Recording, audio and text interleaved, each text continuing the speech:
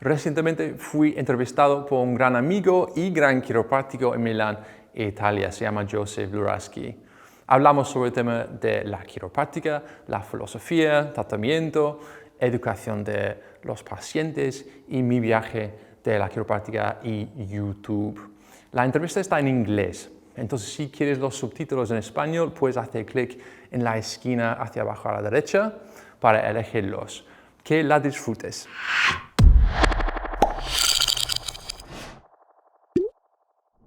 I'd like to introduce to you all a person I haven't seen for a while. We basically went to the same college for many years. Then we lost track of each other, and now here we are again. So for those of you who need a chiropractor in Spain and you're around Alicante, look up James Birdseye. Thank you for being here. It's a pleasure, man. James Birdseye. Thanks so much. He's actually English, so we'll keep this in English. And let's just start with a really simple basics. Just give me your story on a chiropractic point of view. Let's keep this chiropractic. So let's tell people who are watching this video who you are, where you come from, and where you practice. All right, so hi everyone, I'm James, if you just don't know me. I'm from the UK. I'm from the south of the UK. When I was a kid, I used to love playing sports, particularly cricket. If you don't know what cricket is, it's a bit of a stupid game, but I really loved it and I was pretty good at it. So sport kind of led me on to enjoying biology at school. I was a pretty bad student, honestly, pretty disruptive because I just didn't find school very interesting, but I did like biology, particularly human biology. And so I kind of started thinking, right, what can I do in the future that maybe mixes biology with sport, physical activity, etc., etc. First of all, actually, because I didn't really know what I was doing, I was pretty young, and you know, when you're asked like, what do you want to be when you're 15 or 16, I was sort of like, I don't know, I think I want to do business. Anyway, so I did business. I trained in business studies for 4 years in the UK. And then I did that and I thought, I don't really want to work in an office. I think I want to work with people. I think I want like human interaction. So I started revisiting the idea of working more with people with physical activity, so physiotherapy, osteopathy, chiropractic. I went to go and see a McTimoney style chiropractor, and I went to go and see a more sort of conventional style chiropractor.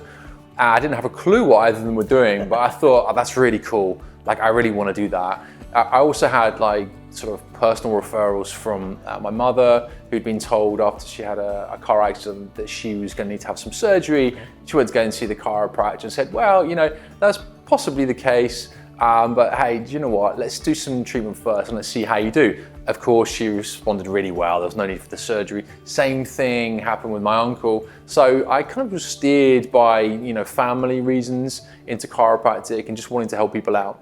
So that's how I got into it. I did my 5 years training. That's where we got to know each other. And then after that, it was just a case of, right, well, I need to get some experience. I started working in the south of the UK, in the London area. And then I went back down to Portsmouth, which is next to Bournemouth, where we trained at the AECC, the Anglo-European College of Chiropractic. And I had a very nice job. Big shout out to the guys down there in Portsmouth. What's the name of the clinic? The name of the clinic? I don't remember. Active Health. There you go. Peter and Carly, they're very good people. I still remember them to this day. And I'd been doing the job for about a year, and I had like quite a nice car and everything was just ticking over nicely. And then I had this moment of like, oh, I could do this easily for the next 10 years. And then I stopped myself and I was like, oh, hang on, I think I need to get out there. I need to sort of get out into the world a little bit. And so I got a bit scared of the idea of like, right, this is gonna be me for the next 10, 15 years. So even though I was onto a good thing there, I immediately decided, right, okay, in a year's time, I'm gonna get 1 more year's experience. In a year's time, I'm gonna go somewhere. And my initial thought was Spain, because of... Why Spain? Because I grew up going on holiday there. Okay. My family had a villa there from a very young age. This is not a stereotype. It's not a stereotype. The Brits go to Spain on holiday. This is not a stereotype. This is an absolute classic stereotype. So we had a nice villa there. We shared it there with the family of my cousins. And we just loved being there. We loved being in the sunshine. And so I've always been thinking about that anyway. At the time, I decided, well, why not maybe explore some other avenues first? I did some travel checked out some possible work in Singapore, Indonesia, Malaysia, and I just realised that's too far away from home. Let's just go for the original plan. Let's go to Spain. So I got into Spain, and then after 2 weeks, I found some work in the clinic that I now own. I worked for a couple of others and their socios, they were saying in Spanish, a group of people that kind of invested in the clinic. I bought it off them 3 years later. And then my wife, who's an osteopath, then joined the clinic in 2019, so about 5 years ago now. And that's it. I mean, and I've just been practicing chiropractic there ever since. So you met your wife in Spain when you had already moved there. Cool. So you now get to see and you can appreciate the difference between the way chiropractors work in England and the way chiropractors work in Spain. I suppose I have some kind of there's some kind of differences, or I can reflect a little bit on both. In the UK, it's more organised. We've got full regulation of the profession for the good or the bad, depending on your viewpoint. I think a lot of people would argue that protection of patients is super important. In Italy, I know it's a little bit confusing. Spain is confusing. It's a very grey area. We don't have regulation of the profession. We do have an association, which is the Association for Chiropractors for Spain, and they do the best with what they can to sort of provide this library or register of chiropractors that are legitimate according to the education that they've had and according to that association. But in the end, their word is not law. No, of course. But we have something. How many chiropractors are there in Spain? Do you know? Actually, I haven't done a count, but we can't be too many. We must be, I'm probably going to get told off for this, probably like between 500 and 1,000. Okay. See, not far from Italy. Not far from Italy. See, we were discussing this last night at dinner. How do you see the whole profession moving forward for you in Spain? Because as I was telling you, like in Italy, people come to see a chiropractor because they come to see the person. People in Italy book an appointment with Joseph, and if they arrive and they see James, they're like going to be like, "Where's Joseph? I booked with Joseph." In England, it's not like that. We came out of the same college where patients were coming in to the clinic just to get adjusted. They didn't. It wasn't important who was delivering the adjustment. Do you see this in Spain? How does it work in Spain? You bring up a really, really good point, and there is a lot more awareness of chiropractic and the value that it brings in the UK. I mean, if you go talk about the United States, like they totally get it. Oh yeah. And if someone could be doing your first appointment, and then all other appointments could be adjustments to different people because you're going for the adjustment, right? And you're not going for Joseph, you're not going for James. Whereas I think maybe in the markets of like Italy and Spain, because there's much less awareness of what we do, people really get attached to that person, and whether it be a Joseph, James, or whoever it is.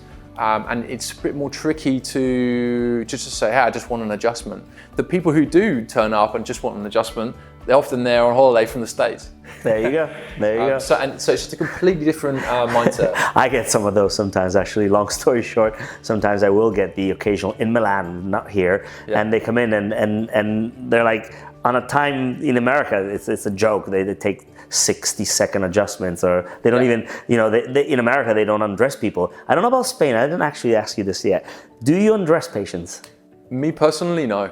Do they get undressed in Spain? In general, do you know?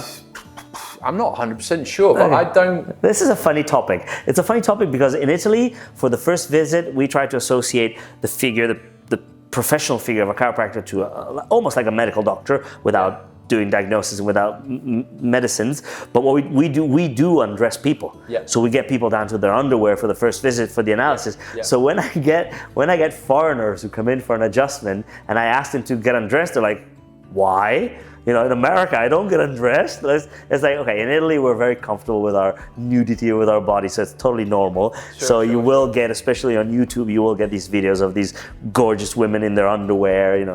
It's more of a marketing strategy to just show that part of the body, and that, you're still doing the adjustment, and we're being very professional. But that's funny because I do get the occasional foreigner, and they're expecting a 60 seconds whack crack, and you just go and check them and analyze them and use different techniques. We're going to talk about techniques in a second as well. And they're like, "Whoa, nobody's ever done this to me." So it's funny to appreciate how we're all the same, we're all chiropractors, but we're all different in the way we work.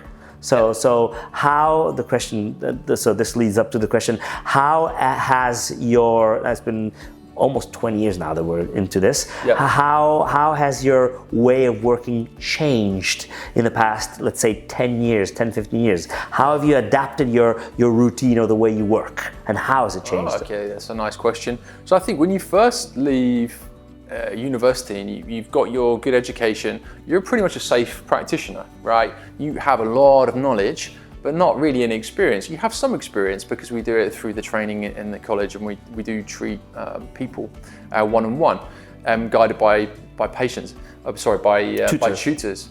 But then once you get out and you get into the real world, that initial first few months is like a very steep learning curve. Yeah. And you're just doing your best just to keep it together, look composed and look like you know what you're doing.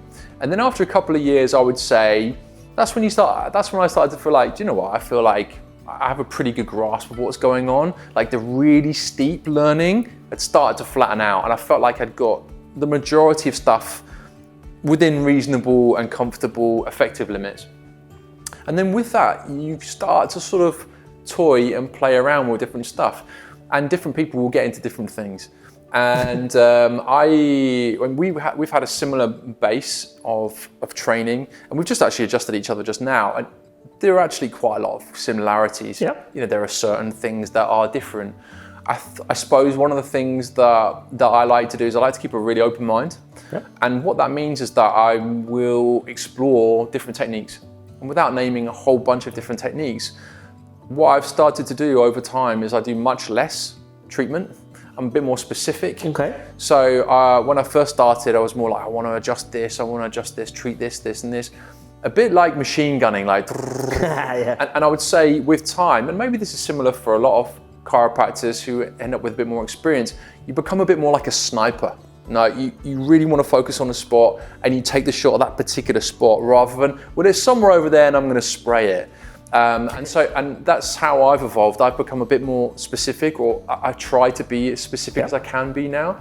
And also, I don't use as much force.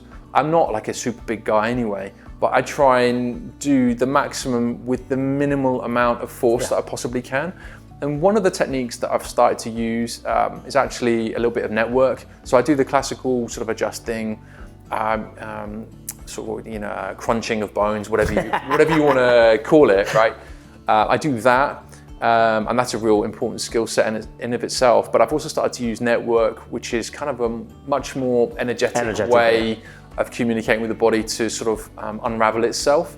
And so I would suggest, more sniper, more specific, as gentle as possible, whilst getting the most results that you can. Yeah. So you're a much better practitioner now than you were more than 10 years ago when you first started. More confident, night and day, obviously. So how would you react? I don't know if this ever happened to you, but in Italy it happens all the time. How would you react to a patient who came up to you and said, why should I come to you and pay this amount to you when the guy down the road does the same thing and charges me less? And maybe he's not a chiropractor. Maybe has it ever happened to you that you get a patient come in and they tell you, the physio down the road or the massage therapist down the road cracked my neck as well, and what's the difference? How do you tell the patients that it's not the same? Well, first of all, I do get that a lot, because what we do as chiropractors is pretty unique. In Spain, there's a lot of physiotherapists. There are also a lot of osteopaths. And osteopaths, my wife, we're not naming and shaming. No, absolutely not. And a lot of those osteopaths have done like physio training before. And so the main competitors in a way would be physiotherapists, but it isn't competition really. No, it's not. As far as I'm concerned, it's almost like a compliment. Like you can go and see both. To answer your question, what do I say to them? They will say, well, but I can go down the road, it's cheaper, I'm with them for an hour and you've just spent 5-10 minutes with me. And then I'll basically just explain that we just do different things. And if you want to compare me with a physio, they're so different, it's like apple and pears. You're getting something completely different here. And I understand, like if you want to spend lots of time with somebody, for them to be able to do certain massage techniques, that's great, go and see that person. That's awesome. What I'm going to do here is I'm going to focus on your spine. I'm going to look after your nervous system, educate them and say, look, this is how I work. We get really great results with this. And if you're like the majority of people who have these results, you're going to do really, really well as well. And in the end, it's just, you don't have to explain yourself too much. You just, Fair enough. sort of say, look, this is what I do. I'm actually pretty good at this right now. Education. And I'm here to help you whenever you're ready. And most people get that, no? And for the people that don't get it, that's totally cool. I'm able to say, hey, look, we know this person down the road, we think they're probably gonna be able to help you. So you're always serving. If you can't help them, you just say, hey, look, we know this guy who sounds like you might be a good fit for this person here. Please go and see them.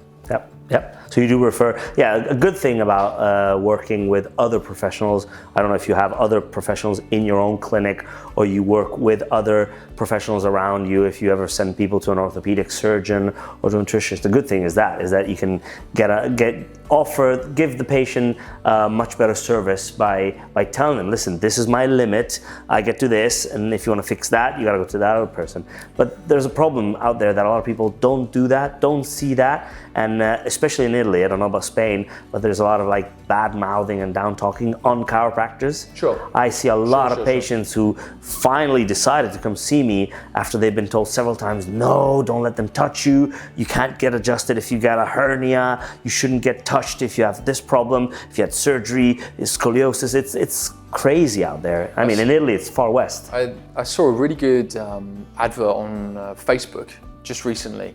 It was an advert, very short advert by a chiropractor who's based in Valencia, which is about 2 hours north of us. And it's a very, very quick video. It's a video of him quickly adjusting someone one side of the neck on the other side of the neck. And then underneath there's a text that says something along the lines of, all of your friends and family have been telling you not to go and see the chiropractor, but your problem persists. So why not give it a try? Good. And it's perfect. Yeah, it is. It's not saying, hey, we can guarantee that you're going to have great results. But like so many people say, oh, don't do it, don't do it, don't do it. And then you keep doing the things that they recommend. You're doing the normal, standard things. But in the end, if you're not getting well, you need to change up. And I don't know if this happens with you, but so many people that come into my practice, they're desperate. They're frustrated, and they say, I've seen X, Y, Z, I've seen this person, this person, this person, this person. You are my final option. Yeah, I hear it all the time, and sometimes I start smiling, and they're looking at me like funny, like, why'd you find this funny? And then I explain, look, I don't find this funny at all. I'm smiling because I hear this story so many times, but you know what the great news is that most of these people that come in with this story, most of them will respond really well to the care. Yeah. And it's that moment of like saying to them, hey, look, you're in the right place, or it's very likely you're in the right place. We're gonna look after you. We're gonna do the best we possibly can. We've got the skill sets and the vibe to help you to get where you wanna be, get back to doing the things you wanna do. And just, if you can enter into that person's brain in that moment, that's part of the healing already done. You know, just letting them know, I get it, I understand. And then saying, hey, we've got a really good solution that could work really well for you. And just by just doing that, you start the whole process. Yeah, the whole attitude, the innate, the way, even just the way you present and you talk to them. Yeah, all right. And the way that you listen, and then they understand that you have empathy, that you actually care, you understand what's going on, and that the fact that they also know, just by the way that you are, that you've got loads of experience listening to this and dealing with this problem, and they just get it. And then you just say, hey, look, you're in the right place, let's go. Let's do it, fix it. Good. All right, let's steer this interview a little bit, and let's go talk about social media and technology, because obviously it's my kingdom, it's my realm. I've been doing it now for more than 5 years. Yep. And just give me an overview, because I consider you one of the top in one of the best with YouTube. I've been following your YouTube channel, and we're going to put all the details in the comments on how to check out James's YouTube. So I really like your work on YouTube. It's amazing how you do it in Spanish. You know, that's been a transition. Must have been an interesting transition for you. Yeah. So how do you see, what would you suggest to people following these videos? We talked about it before earlier in the other interview, but what do you see, what would you like to do with your social media, and how has it impacted your work and your practice?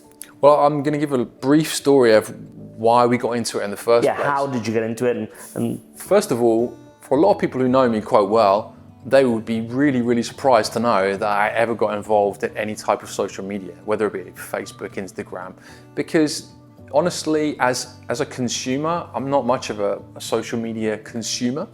Maybe a little bit of Twitter for the news, maybe a little bit of YouTube, like my washing machine needs fixing for XYZ reason. You type that into YouTube and then there's loads of videos that tell you exactly how to fix this specific problem with your washing machine.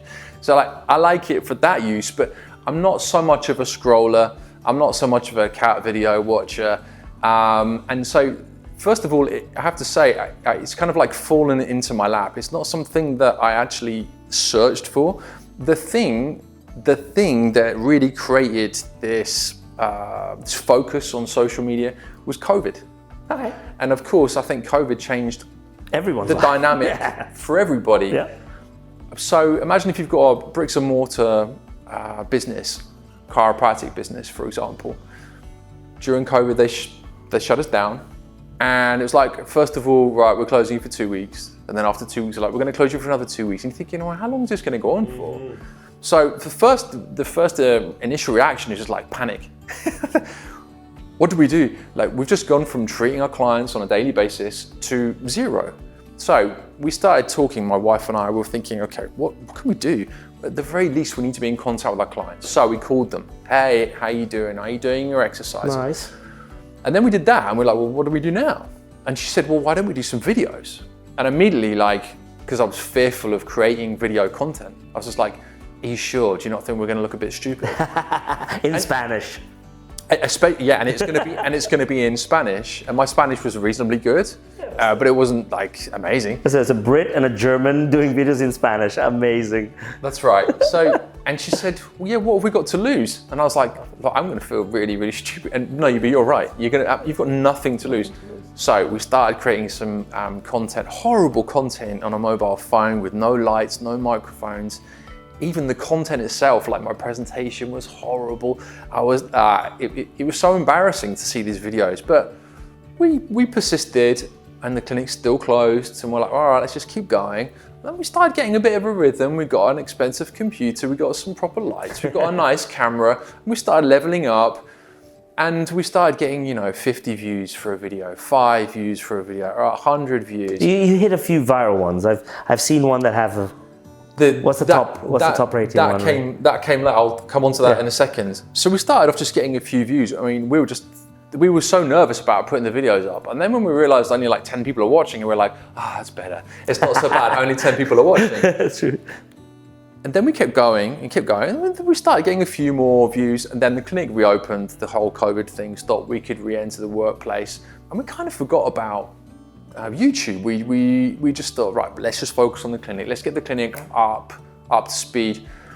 A few months later, and we'd now kind of left YouTube videos alone, all of a sudden I was getting some notification from YouTube, and I was like, one of our videos went viral. And in about the space of 2 or 3 weeks, one of our videos got to like 1 million views. Yeah, just like that. I couldn't believe it. I was like, you what? So I spoke to my wife and I was like, look, we've just got all of a sudden 1 million views. And she's like, wow, that's amazing. And I was like, we should really take this more seriously. Pick it up again. So then I got obsessed with it. If you want to get no, but this is like great advice for anyone. If you ever want to get good at anything, become like sickly obsessed with something. And I became obsessed in the whole process of making a YouTube video. From lights to the technology to how you hook people in, how to make the content, how to make calls to action, how to everything. I just analyzed so many other like popular YouTube influencers and then created my own structure and started creating videos on that structure, how to pick a title, how to do a thumbnail, how to do everything, all the mechanics to make like a great YouTube channel, sort of great YouTube video. And then after that, we had a few more million views, million views. And then we have one, which is now like 13 million. 13, yeah. Wow. It's about how to get rid of like your hunchback posture. So exercise to do by yourself at home. Yeah. Yeah, something to do at home. I've seen that video several times. Go back and watch it. It's a simple video. My wife and I'm just showing 3 exercises on her, and people just for whatever reason, they just go wild for it. It's still our best performing video, and we've released over 450 videos so far. And so, yeah, I mean, that's the story. I think we were pushed into pivoting, into taking action and moving into the digital economy, whereas before we were just pure bricks and mortar chiropractic and osteopathy, and we were forced into the digital world, which wasn't like our natural calling. And it just so happened that, up until this point, it's worked out really well for us. And obviously you told me earlier, you started also making a little bit of money from YouTube as well. You're monetizing on your videos with advertisements. So that's another way of making extra money. But what about normal social media? Well, normal. What about Instagram and Facebook? Are you on there as well? Yeah, so a bit less than YouTube. Yeah, what we did was, when we realized we were only focusing on YouTube at one point. Which is still, in my opinion, still the best performing social media platform.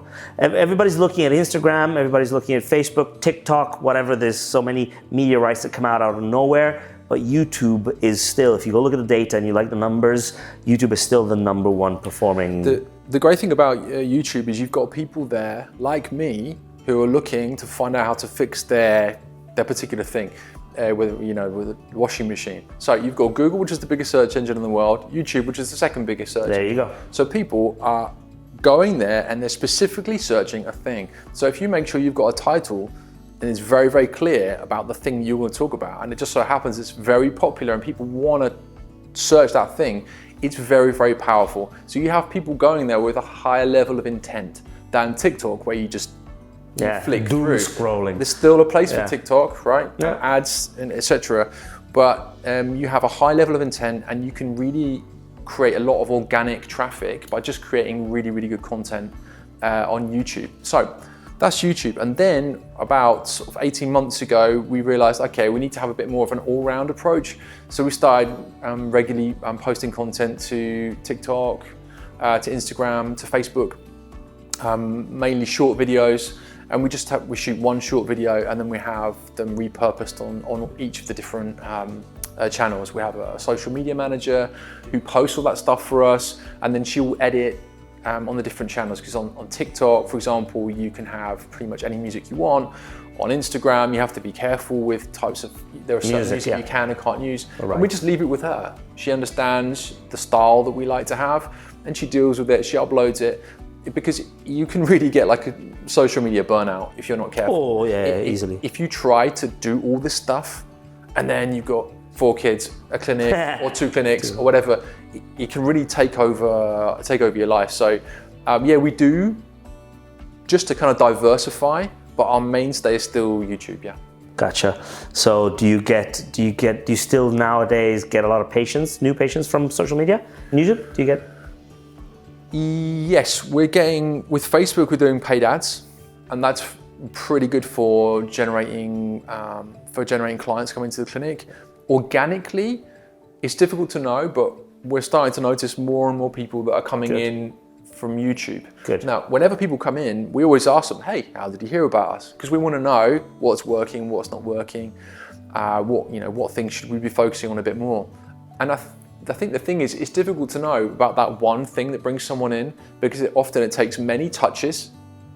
So maybe someone's seen you on TikTok and they go, oh, do you know, I'm going to take them out on YouTube. And then they receive like a Facebook ad, and it's almost like they need to be touched a few times. And then finally one day, whatever it is, having a really bad day with a low back pain, and they're like, oh, do you know what, I'm done. They see the ad, they click on it, and then they come and see you. But it may well have been that having seen 10 or 15 of your YouTube videos or a number of other pieces of content. And I suppose what that means is sometimes you just need one touch with the person, and sometimes you need several touches. Maybe they're not ready. Yeah. And it's almost like you just need to keep on sending out good quality content. It doesn't matter what the platform is, and eventually someone's going to get it. Yeah. Or they might not have a problem now, but when they do finally get that problem that you're talking about and you seem to be an expert in, you're the first person in mind, you're front of mind. And that's what this game is all about, social media. This is it's a marathon, it's not a sprint. It's just consistently grinding out content that you think is good, that people will like, and eventually you will start to see the effects later. So we're starting to feel that now. And then I think it's just gonna get bigger and bigger as time goes on. Good. Yeah. But I think I agree with what you said. Like persistence is the key. I started as well, going over and over. Before the book, I was doing my chiro tips on Wednesdays. I was putting out like a few minutes of few tips on how to not cross your legs, how don't sleep face down. Every Wednesday at lunchtime, I was putting out a little content and the questions box, and I was answering questions for that works a lot. So final few questions. I got a curveball for you at the end, but what would you suggest? What would you recommend for youngsters people who imagine? I mean, you own your own clinic, so you must have seen a good share of people who've come to you to work for you and with you. Yep. So, and you might have found good ones, you might have found bad ones, you might have fired people, you might have kept some.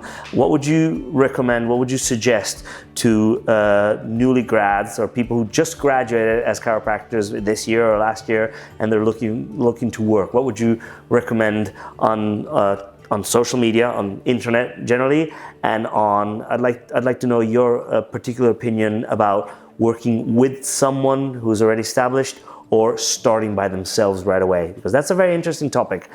So what would you, first, let's start with that. Would you suggest for a newly grad to start by himself, or go and work with someone as an associate at the beginning? And then tell me about what would you suggest on social media? Okay, I think it very much depends on the person. Okay.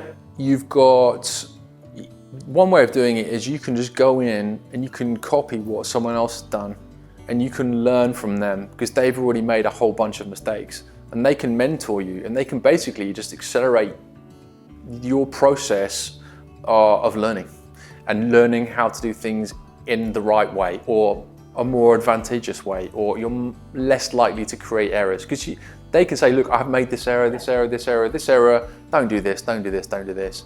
And if this new grad comes in and they're smart, they're going to listen to this person who's been working for 10, 15 years or whatever, because these people have got a lot of experience. Having said that, you've got some people that have got a very strong will. They have got very much their own mind. Maybe you're like this, actually. And they just need to do it their own way. And if you're that kind of person, like, you just need to do it your own way, do it your own way. Or just grim and bear it for the first year, go and work for someone else, and just bear in mind that when you work for this other person, you're not working there for the money, you're working there to learn. And just learn as much as you possibly can. Make a bunch of mistakes there, and then you can set up your own thing. But there is no right or wrong. I really don't know. I mean, for me, I was looking for a place where I could learn. Yeah, I want to highlight these last 30 seconds and translate them in every language in the world. Please, AI, translate this last 30 seconds of what he's just said about the learning. It's very important, yeah. Because people I've been out in practice now for almost 14 years, and I've met all sort of people who went and started by themselves and just sitting in front of a phone, waiting for the phone to ring. People who come down and wanted to shadow and work to learn, but they wanted the money. So they're here counting the hours, they're here helping me out, and they want the money. So, trying to say, listen, you're here to learn the experience, to not repeat. If you're going to work for someone else, go to learn, don't earn money. Like, earn enough to live. You need to survive and live, yeah. But like, focus on learning. Don't focus on, but I'm worth this. There's a lot of entitlement around. And people are getting more and more entitled. And you push the ego aside.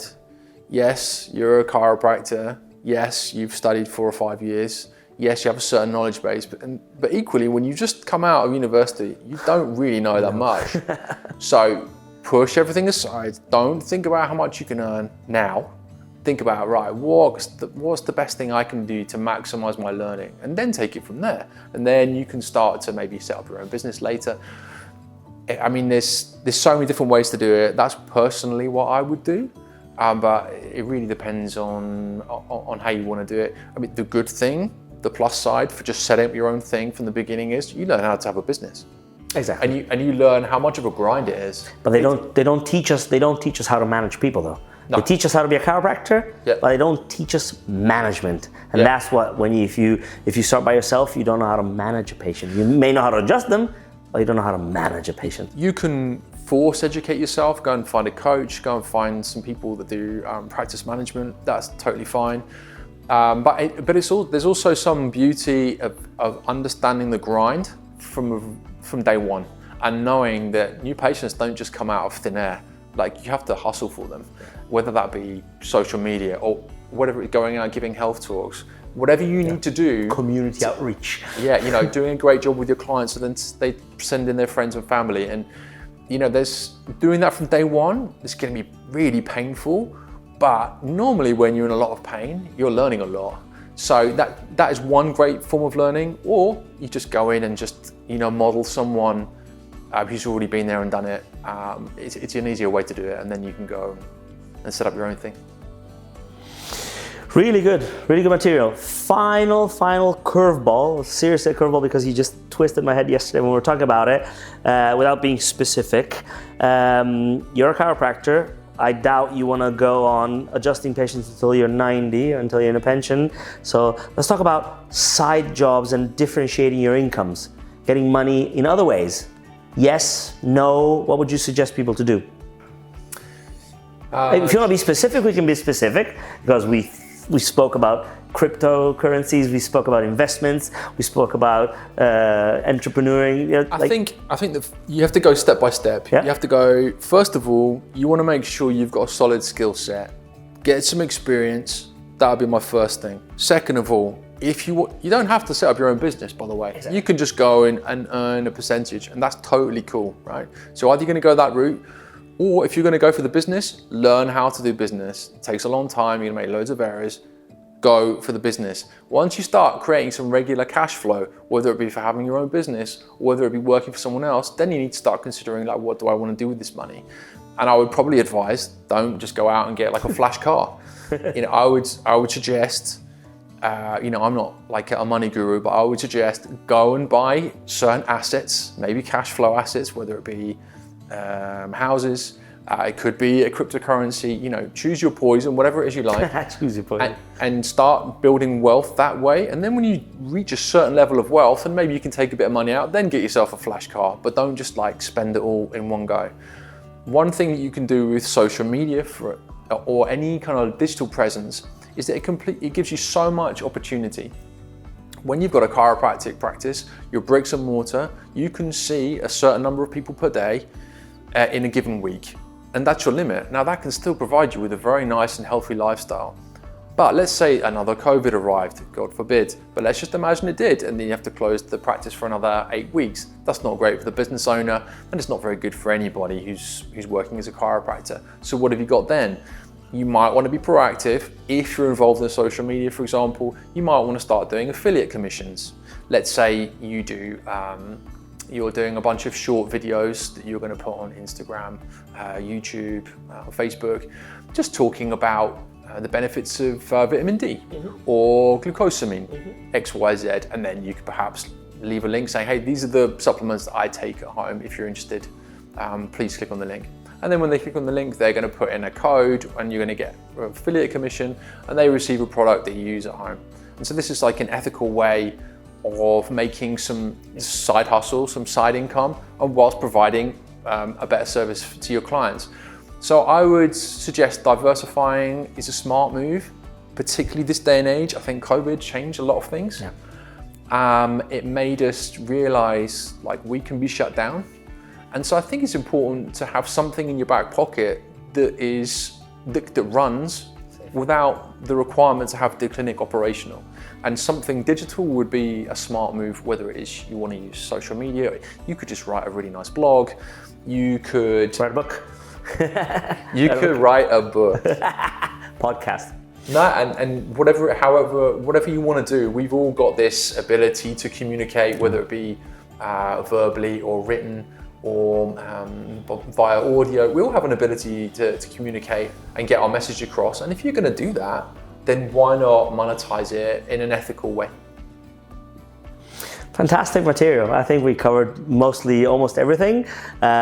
Before we let you go, don't forget to click and subscribe to the links of Dr. Birdseye, myself. Activate the bells for notifications. Follow anything. Drop us a comment if you got questions. Pretty sure Dr. Birdseye here as well answers his comments, and reach out to him on YouTube, Instagram, anywhere. And yeah, thank you for watching and thank you for your time. Really appreciate it. Thank you. Nice to see you.